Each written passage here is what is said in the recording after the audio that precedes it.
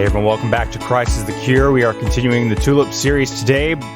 We are getting to a topic that everyone's probably eager to get into, and that is the human will. Before we begin, just remember that if you are a patron, you have access to the full show notes here. As of recording today on February 23rd, we are sitting at 96 pages of patron-exclusive show notes. And you can get those by becoming a supporter of Christ is the Cure at patreon.com/Christ is the Cure. So, on the topic of the human will, this is probably going to be our hardest section. And I know that seems kind of strange whenever we're talking about predestination and things like that, but this is going to be the one that you may have to pause and go look up, what is a second cause? What is a first cause? How does this work together? And so I'm going to do my best at talking slowly. And so this may be a little bit more dragged out, I guess, than other episodes, but I think it's necessary because of the difficulty of the topic. So the way we are doing it is we're going to talk about the human will broadly. We are going to talk about the spectrum of the human will in ancient Judaism first. And this is important, I think. And then we will talk about the Arminian view and then the Calvinist view. How many episodes this ends up being, I'm really not sure. So let's go ahead and jump right into it. So we have discussed the human will as it relates to the sinful nature of man, right? Taken on because of the fall of Adam. Because of Adam's sin, all human beings are unable to respond to the gospel apart from some special work of grace where the human will is repaired and freed to respond to the gospel. So Calvinism and Arminianism agree on this. Now, there are differing views of grace that will come into play even within the Arminian camp, whether or not it is a universal prevenient grace or it's a prevenient grace that only comes by the sharing of the gospel and so on. But we need to first talk about the broader picture of the human will. And this means looking at the human will overall in the narrative of Scripture, meaning what is free will even in a state of a corrupt human nature, and how does it work with God's sovereignty at large? So this is all to say, before like a special work of grace, whenever human beings are making just normal everyday choices, the outcome of those choices, what are they determined by? Are they determined by the human will? Are they determined by God? How do those concepts work together? And so this is the broader picture that we're talking about. We're talking about man's will overall, not just when it comes to his bondage to sin. Because even as a sinner who's bound in his will to sin, he can still make choices, right? So we need to ask, well, how does this work in relation to God's hand as a sovereign God, right? God is in control. To what extent, and how does it affect the human will? And this broader discussion on the human will impact the differences between Calvinism and Arminianism on nearly every point after this episode. It will affect how Calvinists and Arminians deal with grace whenever special grace comes. It will deal with predestination, how we understand predestination in light of man's response to that grace that I just mentioned. And then it will also affect how we understand perseverance of the saints or eternal security, right? So we're going to talk about that. But one thing that's worth stating is that the debate cannot be reduced to free will versus predestination. That's usually how it's framed, but it's misleading at best. As we've already shown, this is reductionistic, as the Arminians do not believe in the free will of man that is often placed upon them at the expense of predestination. Arminians believe in predestination, and they also believe in total inability. And so placing this concept of, well, it's free will versus predestination on Arminians almost makes it as if there's a sweeping understanding of freedom of the will that negates total inability. And on the flip side of that, the Calvinist is usually called the one who believes in predestination but not free will.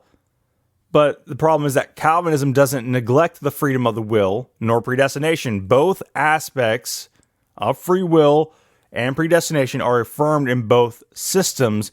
And so it's really a matter of how those aspects work out in those systems that becomes the point of contention. So predestination versus free will is not the issue. The issue is, well, what is the predestination conception in Calvinism versus the predestination conception in Arminianism? Or what is free will in Calvinism versus Arminianism and free will? So with that said, it's worth pointing out that at some point, both systems will face problems of mystery. And what I mean is that at some point, both systems have to throw their hands up and say, it's mystery. And this is important. And the reason why is because in discussions, both positions overstate the issues of another system and will completely reject any appeal to mystery. But there's always going to be a point where you have to say, we just don't know. And both systems usually are happy to do that on paper, but in discussions, because of this pressure to not have a mystery and have a more coherent system, people will start making up stuff or just going in circles or avoiding the question, all these different ways to get around it that ends up being a problem, I think. The reality is that there will be tensions in both understandings, period. And ultimately, we have to think through which tensions we are okay with, or even better, what tensions account for the biblical data more faithfully. That's really what we're looking for, right? And so it is true that there are times in other topics where we're talking about something where the answer should be obvious or someone's making a really strong assertion, but they just appeal to mystery to avoid answering the question. That does happen. But at the same time, we need to also understand that at some fundamental level, there is going to be a real mystery because, in the easiest terms, God is bigger than us. We are pea-brained humans that have to rely on special revelation, and so that's what it comes down to. We look at the biblical data and say, look, the Bible presents us with this tension. I have to be okay with holding this tension. But the question is, which tension is most biblically faithful? So hopefully that's fair for both sides. I tried. So additionally, while Calvinists and Arminians understand human freedom differently, they agree that human beings possess a level of freedom that separates them from the rest of the created order. They also agree that human beings make numerous important choices. They also agree that human beings are conscious, willing people who are not robotic products of outside forces. And they generally should agree that human beings are morally responsible for their choices. So let's go ahead and get into a brief definition of the various positions on the human will before we talk about my minor detour, because I like my detours. The human will in these categories that we're about to discuss is discussed in secular psychological literature as well. Obviously, the difference is whether or not these viewpoints occur within a theistic worldview, right? Whether or not there's a God in this worldview. But things like incompatibilism, compatibilism, determinism, right? Soft determinism, hard determinism. Those are all things that the secular world will discuss. And so you can take all this stuff and actually go read secular philosophers on these topics as well. And just know that these debates don't just happen in Christian circles. It's actually quite interesting to consider that, because a lot of secular individuals will try to bring up these issues as if they don't have the same discussions. And I know that's kind of a weird sidebar, but it came to mind, and so there it is. But within the Christian circles, there are two broad pictures. The first one is incompatibilism, and the second one is compatibilism. Compatibilism, or sometimes called soft determinism, holds that divine determinism is compatible with human freedom. This is the Calvinist position that we're going to go into. Okay, Nick, divine determinism. What in the world does that mean? Well, determinism is the notion that all things that occur in the world are necessarily or causally determined by prior conditions. And given specific prior conditions, there is only one outcome. One outcome will always occur given various conditions. Now, incompatibilism will say the opposite of compatibilism. Again, compatibilism is that there is a divine determinism that is compatible with human freedom. And so since incompatibilism is the opposite of compatibilism, it is saying that divine determinism is incompatible with human will. So the incompatible and compatibilism terms are pretty easy. Now, in the incompatibilist spectrum, you have the Arminians who hold to the form of incompatibilism known as libertarian free will or libertarianism, which should not be confused with the political ideology. Libertarian free will is not the only form of incompatibilism, though. Hard determinism would fall into the category of incompatibilism. Hard determinism, opposed to compatibilism, which is soft determinism, holds that all choices are causally determined and incompatible with human freedom and responsibility. So, again, Calvinists generally hold to compatibilism, that is, that divine determinism is compatible with human freedom, while Arminians hold to incompatibilism, specifically libertarian freedom of the will. And I know I didn't flesh out libertarianism. We'll get there. This was just so that we can go to the detour and then move into the Arminian position. So the detour is this: the spectrum of the human will in ancient Judaism. And the reason why I want to talk about this is because many times in polemics and discussions, right, it is said that the position of compatibilism, that is, again, the Calvinist position, did not exist until Augustine, and that the early church was decisively libertarian, that is, the position of Arminians. Now, I conceded early in this series that the early church spoke a lot about free agency or free will, but it was also said that how they viewed the finer details regarding God's sovereignty and its relationship to the human will was difficult to ascertain. And I pointed out that whenever they quote Paul on predestination and election, they just quote him. They don't really give much explanation. They just appeal to human moral agency. And since compatibilism doesn't reject human free agency, it can be difficult to say whether or not they held to a libertarian view or a compatibilistic view when we consider the detour I'm about to present. So first off, to assume libertarianism is to assume that that's the position of the text of Scripture and the only position in the ancient Jewish world, which is false. The literature has shown sufficiently that the positions of determinism, compatibilism, and libertarian free will were all present during the period of the New Testament's writings. Clawans, in his work Josephus on Fate, Free Will, and Ancient Jewish Types of Compatibilism, outlines the discussion of Josephus on the Jews of his day and their views of the human will. And Josephus was an ancient Jewish historian who lived around the time of the New Testament, right? And so in this explanation, we find that there's nuanced discussions of compatibilism specifically amongst the Pharisees. That's what this particular journal addresses.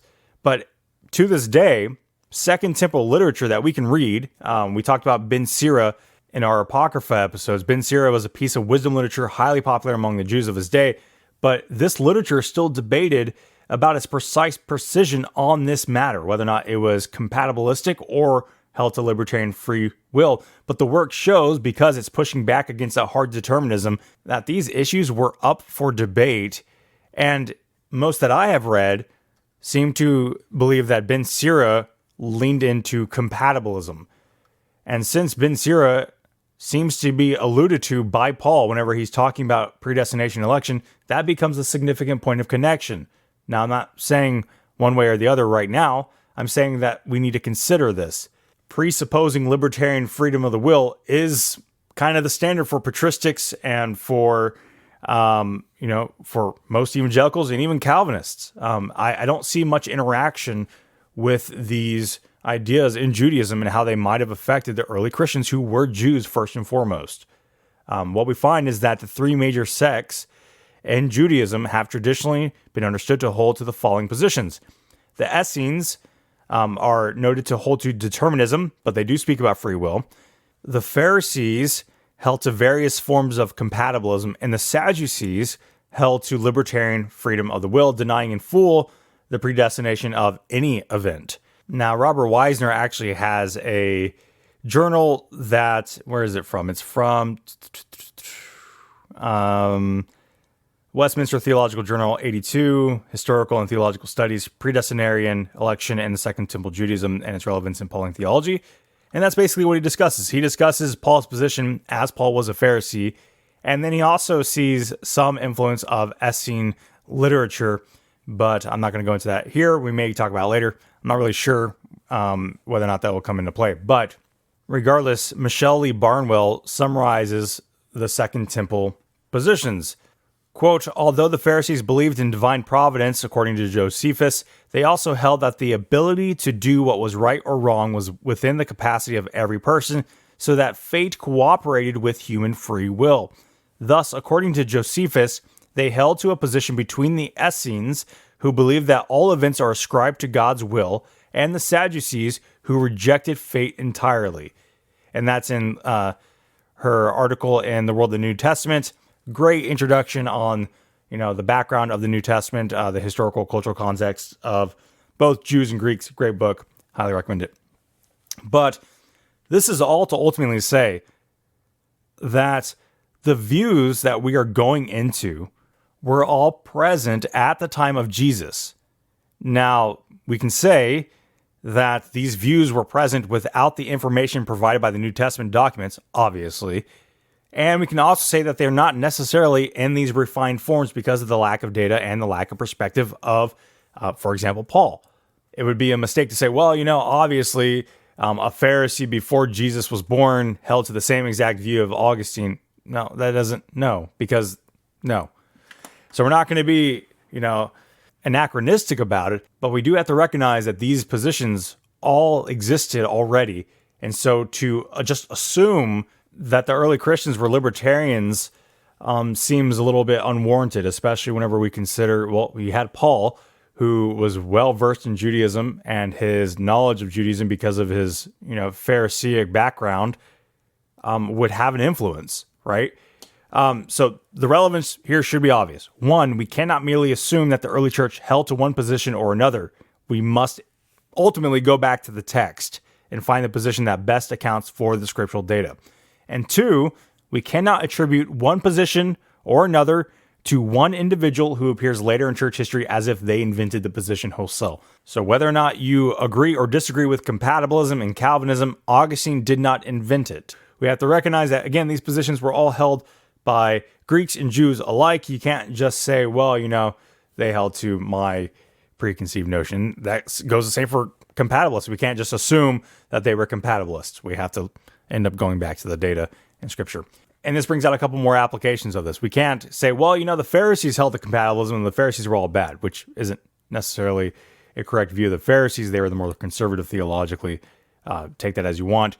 But you can't commit the genetic fallacy and say, well, because it came from the Pharisees, then it must not be good, because you could do the same with the Sadducees anyway. The Sadducees denied the bodily resurrection. They had their own canon within a canon. They were political tools, etc. Theologically, the Sadducees were worse off than the Pharisees. So the genetic fallacy won't work for either position here, which is nice. And then we have to also consider the fact that these positions were viable in the Jewish world. That doesn't mean that, they're all equally, weighty in their arguments, but it means that to look at the position and say, well, that's just wrong. You can't believe that no matter what. You can't do that because these were all positions that existed. So that's setting up what we're about to go into. In the next episode, we will discuss Arminians and libertarian free will. And before we close out this episode, let's just kind of recover what we were saying. Compatibilism holds that divine determination of all events is compatible with the human will. Human freedom and divine determinism are compatible, hence compatibilism. This is the position of most Calvinists. There are some Calvinists who are hard determinists, but they are very few.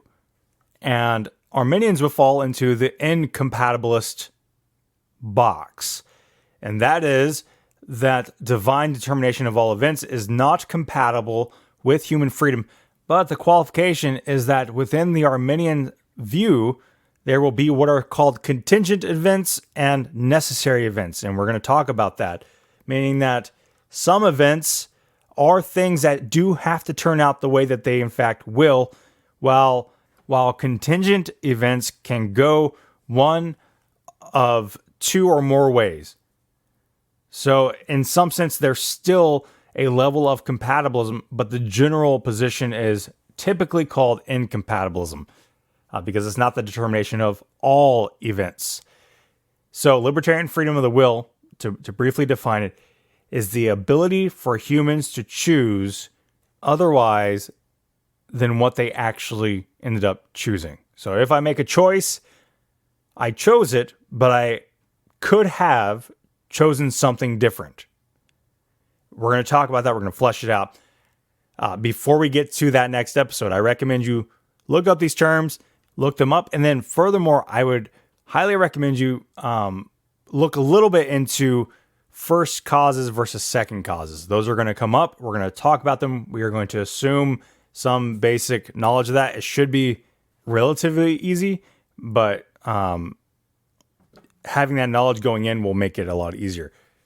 Now, people listening to this may be like, okay, this is a lot of philosophical discussion. Where's the Bible? That will be present in both episodes as we discuss these positions, obviously, because both positions believe that their position is the biblical one. So our next episode will be the Arminian position on libertarian freedom of the will. And then we will have to talk about the libertarian understanding of sovereignty and foreknowledge. And then after that, we will discuss compatibilism and Calvinism, and then by necessity, sovereignty and foreknowledge. And it should be obvious why we're bringing in sovereignty. If you're not sure why we're going to bring in foreknowledge, it will become more clear as we talk about these topics. So until next time, God bless you all. Have a wonderful weekend. And that's that.